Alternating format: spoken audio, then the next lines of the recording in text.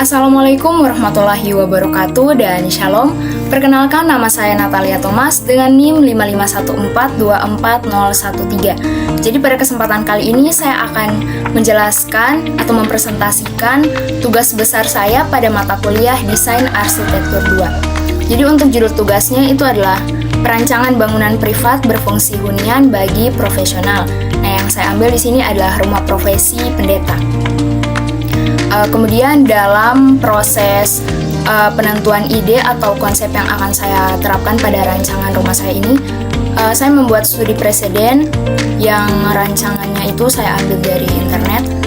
Nah, dari studi preseden ini saya dapat menentukan bahwa konsep yang akan saya terapkan pada rancangan rumah saya nanti itu adalah konsep tropis kontemporer, di mana konsep ini memiliki ciri berupa menggunakan material beton, kayu, kaca, dan bata. Kemudian bentuk massa bangunannya itu berbentuk geometris. Selain itu, dia juga memiliki bukaan yang cukup besar dengan prinsip cross ventilation atau ventilasi silang. Kemudian ini ada resum hunian sesuai pilihan pengguna, sesuai yang saya katakan sebelumnya, bahwa rumah profesi yang saya ambil itu adalah rumah profesi pendeta. Jadi untuk profil pengguna hunian di sini ada ayah, ibu, dan anak. Ayahnya itu merupakan seorang pendeta, ibunya merupakan seorang ibu rumah tangga, anaknya merupakan seorang pelajar SMP. Jadi konsep rumah yang cocok untuk rumah profesi pendeta ini itu adalah yang nyaman, fungsional, dan menenangkan.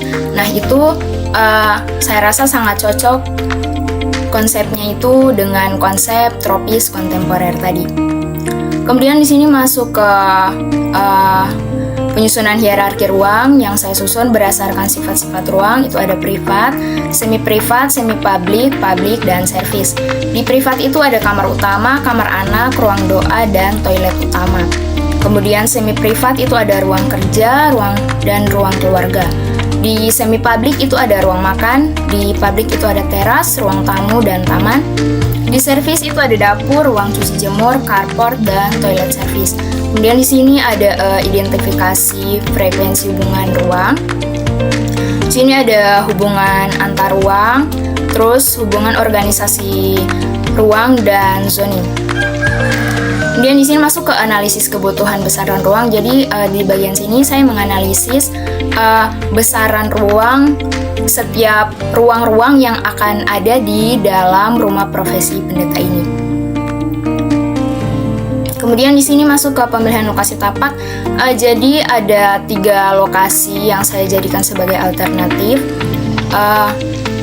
dan semuanya ini berada di Kabupaten Bone Bolango, Kecamatan Suwawa.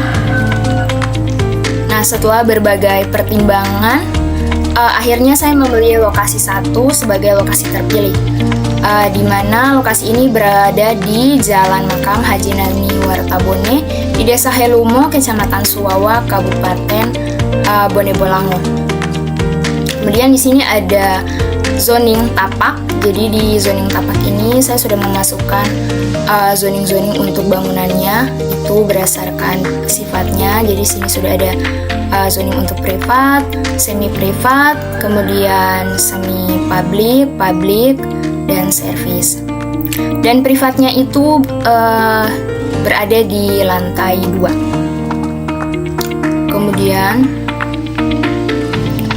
masuk ke gubahan massa bangunan.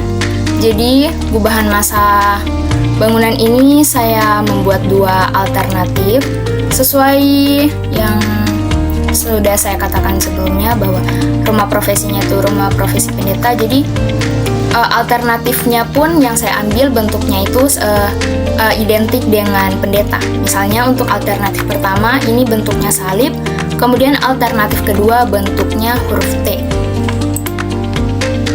Jadi melalui 2 alternatif gubahan massa yang tadi, akhirnya saya memilih alternatif 1 sebagai yang terpilih. Di mana alternatif ini saya pilih karena bentuk salib itu tidak hanya merepresentasikan identitas profesi pendeta secara simbolik, tetapi juga mendukung zonasi ruang, ventilasi silang, dan pencahayaan alami secara optimal. Kemudian di sini ada pradesain site plan terukur. Jadi di site plan pradesain ini sudah menunjukkan bentuk massa bangunan dan posisinya di lahan atau tapak. Kemudian masuk ke gambar kerja. Jadi di sini ada dena lantai 1, dena lantai 2.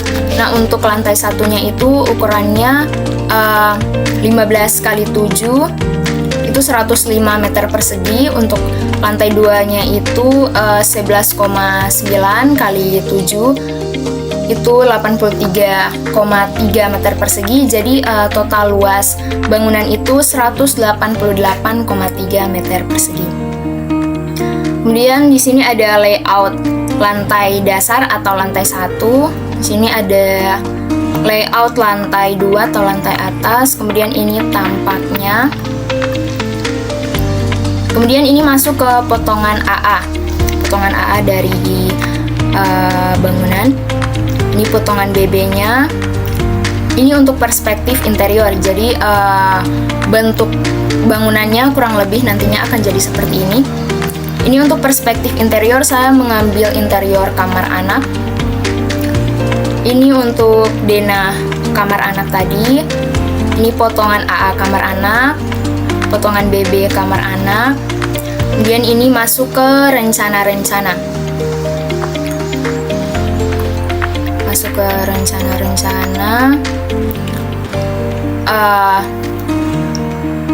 Jadi di pondasi untuk bangunan ini saya menggunakan 2 jenis pondasi. Pondasi yang pertama itu ada pondasi footplate dan pondasi kedua itu adalah pondasi batu kali. Dan ini untuk rencana lainnya. Lanjut masuk ke maket. Nah, ini maket yang sudah saya buat. Jadi maket ini saya buat sesuai konsep yang sudah saya terapkan pada bangunan yang saya rancang ini. Untuk atap, untuk bentuk atapnya, untuk pewarnaannya, semua saya sesuaikan dengan konsep dan gambar-gambar kerja yang sudah saya buat. Jadi untuk tampak depannya, untuk maketnya itu ini tampak depannya, ini tampak belakang, ini tampak samping kiri, tampak samping kanan. Nah, ini untuk tampak atas atau tampak atapnya. Nah, di sini bisa dilihat bahwa bentuk dasarnya itu memang salib. Di sini bisa dilihat. Kemudian ini untuk diagonalnya, tampak diagonal. Sekian presentasi tugas besar dari saya. Lebih dan kurangnya saya mohon maaf. Saya akhiri. Wassalamualaikum warahmatullahi wabarakatuh. Shalom dan terima kasih.